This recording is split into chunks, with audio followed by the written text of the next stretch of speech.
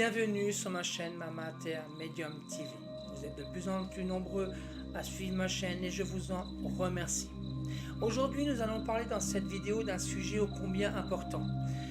Pourquoi doit-on se réincarner, mais surtout combien de fois? Cette question m'est fréquemment posée au cabinet après avoir effectué une lecture de chemin de vie, ou après avoir fait une lecture akashique, ou encore une lecture des auras, ou un équilibrage des chakras.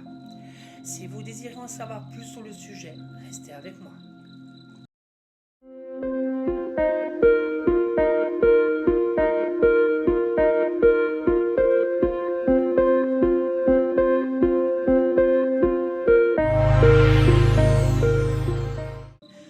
Avant de commencer, je tenais à vous avertir que la réponse sera assez technique.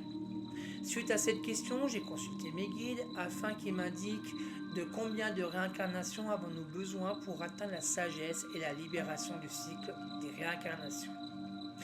Suite à ma conversation méditative avec mes guides, voici leur réponse. De combien de secondes se compose l'éternité?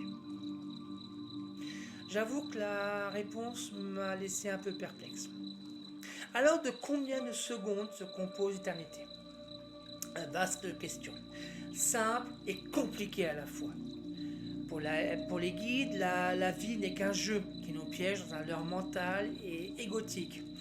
Alors que nous sommes là, en priorité, que pour nous perfectionner encore et encore au travers de nombreuses vies. Des vies incarnées comme des vies non incarnées, afin d'atteindre l'essence de pure sagesse. Il est vrai que notre incarnation, nous avons oublié consciemment ou inconsciemment le but de notre venue sur Terre, alors que le seul but de ce jeu est de nous permettre de nous libérer de notre ego, où il n'y a plus de vouloir, ni de valoir et encore moins de pouvoir. Mais alors, à la réponse à cette question, de combien de vies nous faut-il pour sortir de cycle des réincarnations? La réponse est aussi compliquée que de répondre à cette question. De combien de secondes se compose l'éternité? D'abord, il va falloir que nous intégrions la notion que la réponse à cette question est plus que personnelle et en aucun cas l'autre ne peut vous apporter la réponse, puisqu'à chaque cycle d'incarnation est propre à tout à chacun. Pour schématiser, imaginez-vous dans un ascenseur ou dans un grand ascenseur d'un building où chacun s'arrête à un étage différent. Chacun y travaille et évolue en fonction de son évolution personnelle. Mais ils ne travaillent pas tous au même étage. Donc vous comprendrez bien que l'autre n'est pas en capacité de vous aider puisqu'il a son propre chemin à effectuer. Et vous, le vôtre. Par contre, un médium ou un thérapeute pourrait vous aider à retrouver la réponse qui est enfouie au plus profond de votre âme pour vous aider à accomplir votre chemin personnel. Si on arrive à intégrer et à comprendre que la réponse nous a été donnée bien avant de nous incarner, mais surtout qu'elle est en nous, alors vous allez pouvoir apprendre à découvrir qui vous êtes pour progresser dans votre propre vérité. Pour cela, vous devez surtout ne pas vous laisser embarquer dans l'idéologie mentale que la réussite des autres est meilleure, car vous serez et ferez qu'un transfert de leur propre vérité qui finira par vous éloigner de votre recherche personnelle et de votre vérité. Alors, de combien de vies nous faut-il pour sortir du cycle des réincarnations? Le nombre des réincarnations dépend de notre faculté à sortir de notre labyrinthe mental et égotique qui est propre à chacun de nous, où les actions sont importantes bien sûr, mais également les pensées, mais surtout l'ouverture à la conscience du tout.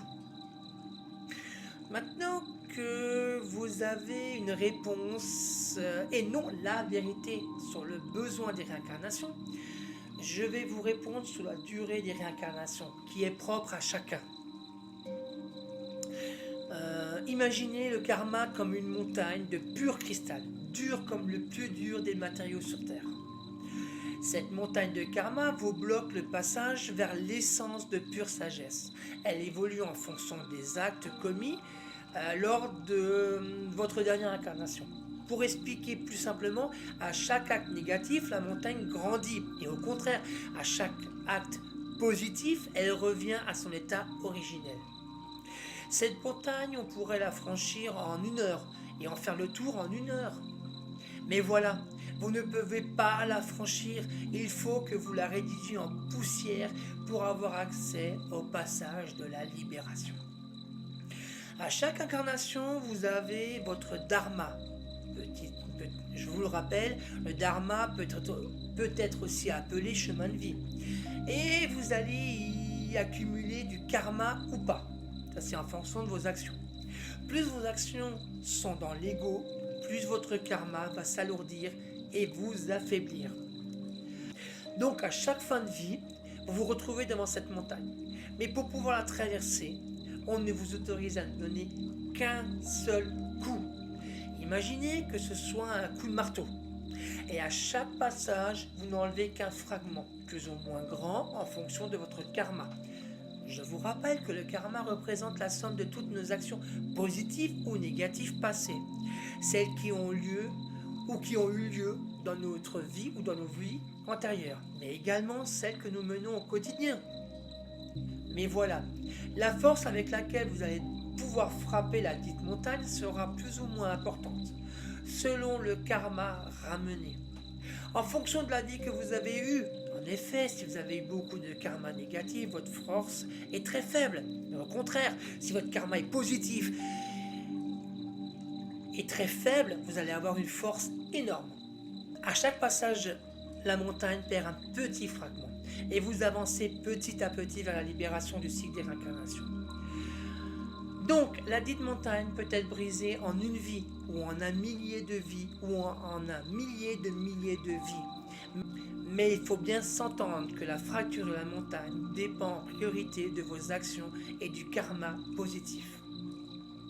Quand enfin on arrive au dernier coup qui réduit la montagne en poussière si fine que la réponse à la question de combien de secondes se compose l'éternité n'aura plus aucun sens pour vous. Pourquoi ? Tout simplement parce que vous serez enfin libéré du cycle des réincarnations et que la première seconde de l'éternité sera enfin écoulée. Je vous dis à bientôt pour un nouveau voyage sur le champ des possibles.